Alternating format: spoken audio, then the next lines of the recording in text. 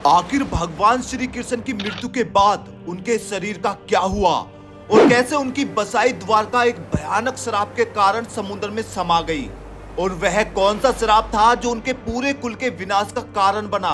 इस वीडियो में हम सिर्फ श्राप की पूरी कहानी नहीं जानेंगे, बल्कि उस सबसे बड़े रहस्य से पर्दा उठाएंगे कि श्री कृष्ण का हृदय दाह संस्कार के बाद भी क्यों नहीं जला और आज भी वह कहाँ है। महाभारत युद्ध के बाद जब यदुवंश को अपार शक्ति और समृद्धि मिली तो उनमें अहंकार और दुराचार बढ़ता गया। एक बार द्वारका में कई बड़े ऋषि मुनि जैसे विश्वामित्र, कर्णव और नारद पधारे। यदुवंशियों के मत का पारा इतना चढ़ा कि उन्होंने ऋषियों का मजाक बनाने की सोची।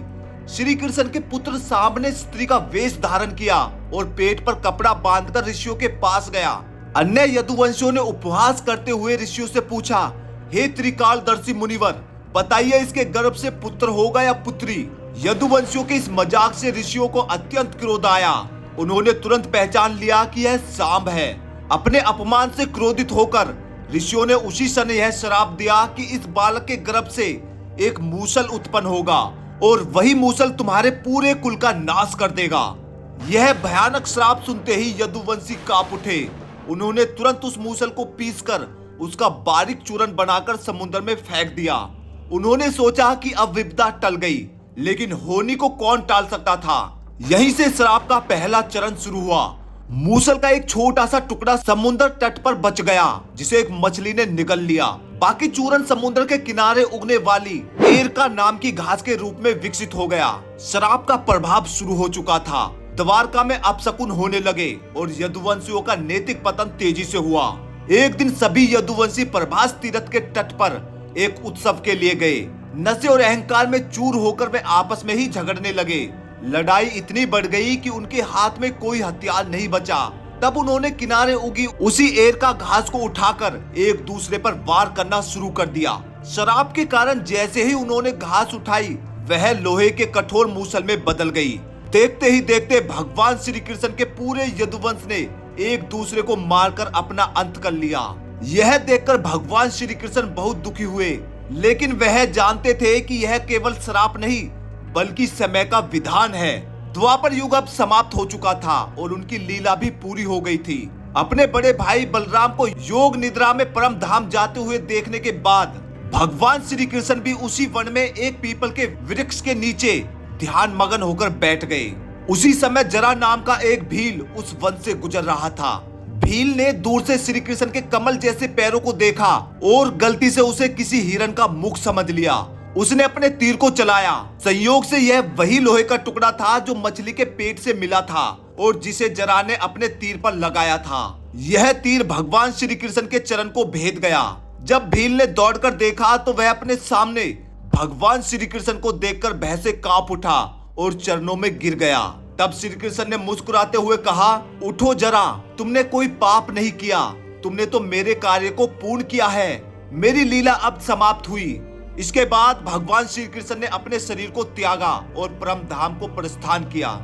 लेकिन सबसे बड़ा सवाल यह है कि जब भगवान श्री कृष्ण सर्वशक्तिमान थे तो उन्होंने इस श्राप को क्यों नहीं रोका। उन्होंने अपने कुल के विनाश और अपनी मृत्यु का मार्ग क्यों चुना। इसके पीछे एक कहानी नहीं बल्कि दो गहरे कारण थे जो सीधे महाभारत और गांधारी के श्राप से जुड़े थे।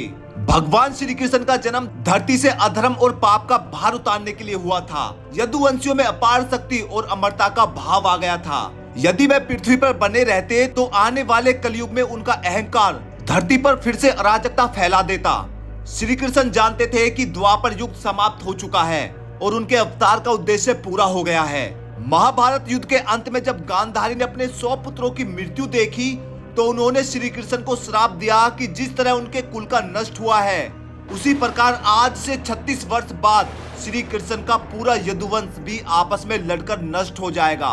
श्री कृष्ण जो त्रिकालदर्शी थे, उन्होंने गांधारी के इस श्राप को मुस्कुराकर स्वीकार कर लिया ताकि यदुवंशियों को उनके अहंकार की सजा मिल सके और उनके अवतार की लीला पूर्ण हो सके। श्री कृष्ण ने भील के तीर को भी एक माध्यम बनाया। पौराणिक कथाओं के अनुसार जरा भील अपने पिछले जन्म में बाली था, जिसे श्री राम ने छुपकर तीर से मारा था। इसी जन्म में भगवान श्री कृष्ण ने जरा को वही कर्म पूरा करने का अवसर दिया जिससे उनके जीवन का चक्र पूरा हुआ। श्री कृष्ण के परम धाम जाने के बाद उनके परम शिष्य और परम मित्र अर्जुन द्वारका पहुंचे। अर्जुन ने प्रभास क्षेत्र में श्री कृष्ण के पार्थिव शरीर का दाह संस्कार किया, लेकिन यहाँ एक सबसे बड़ा चमत्कार हुआ। भगवान श्री कृष्ण का पूरा शरीर अग्नि में भस्म नहीं हुआ। कथाओं के अनुसार श्री कृष्ण का हृदय अग्नि में नहीं जल पाया। अर्जुन ने दुख के साथ उस हृदय पिंड को समुद्र में प्रवाहित कर दिया, लेकिन यह अंत नहीं था, यह एक नया आरंभ था। हजारों वर्षों बाद यही पिंड जगन्नाथपुरी के मंदिर में जगत के नाथ जगन्नाथ जी की मूर्ति के भीतर स्थापित हुआ। यानी आज भी भगवान श्री कृष्ण का हृदय जगत के नाथ जगन्नाथ के रूप में इस धरती पर मौजूद है।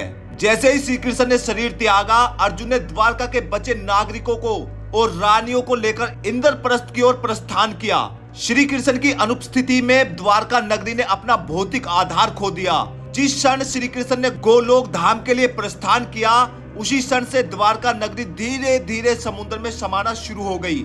जैसे जैसे अर्जुन बाकी बचे हुए लोगों को नगर से बाहर निकालते रहे, उनके पीछे पीछे समुद्र अपनी मर्यादा तोड़कर नगरी को निगलता गया। महलों, सड़कों और मंदिरों को समुद्र ने अपने अंदर समा लिया। द्वारका नगरी आज भी समुद्र के नीचे दफन है, जहां आधुनिक वैज्ञानिकों ने इसके अवशेष खोजे हैं, जो इस बात का प्रमाण है कि यह कहानी केवल कल्पना नहीं बल्कि एक ऐतिहासिक सत्य है। दोस्तों, यह कहानी यहीं समाप्त होती है। उम्मीद करते हैं आपको हमारी यह जानकारी बेहद पसंद आई होगी। यदि वीडियो अच्छी लगी तो इसे ज्यादा से ज्यादा शेयर करें, वीडियो को लाइक करें। मिलते हैं एक और खास वीडियो के साथ, तब तक देखते रहिए धर्मा स्टोरीज, क्योंकि धर्म ही सबसे बड़ा कर्म है।